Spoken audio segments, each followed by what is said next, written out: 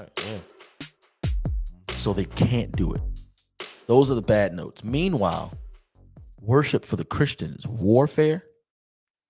I remember first moving out to Silver You know Spring. what? Before you say that, I was just thinking about something. Yeah. I've watched the music videos. For example, I've watched an Israel Houghton. He always has these grand live things, and in those circles are other prominent worship leaders. You know, like Chandler. What's his last name? I'm about to say Chandler Jones. That's no, player. football player. Chandler Moore. What's the other dude that left Magic City? I mean, Dante Bowe. Dante Bowe, Maverick City. Yeah. Dante Bowe.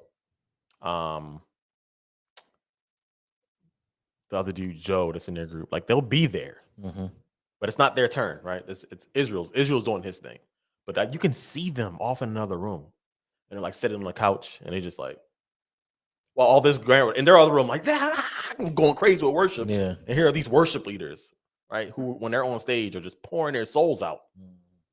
But while this is happening, they're not on stage, they're not on camera right now, so they just back chilling. They're just like not even really engaged. It's like, how could you? Like, I could never be around musicians like that and be like bored. Yeah, well, they're always around them, but still, yeah, it is. If you're a worship leader and it's right, genuine worship, that's that's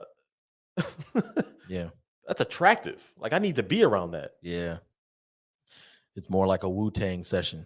Everybody's in a booth just waiting their turn. Yeah.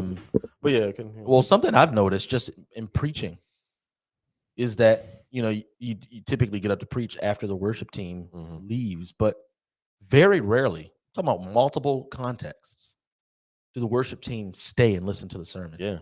Yeah. Very rarely. Take their backpacks and they go sit outside for a little bit. Yeah, man. Keep peeking in to make sure everything's all good, and they come back in when it's time.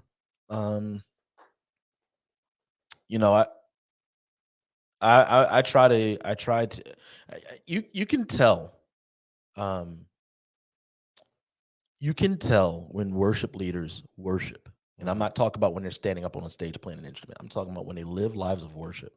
They've had hard stuff and they worship, right? You can tell that, because then that's just an overflow. Overflow of what they've been doing privately. Yeah, it's an overflow. And what they see themselves as doing is they're not leading people and telling them to worship. They're leading by worshiping. Right.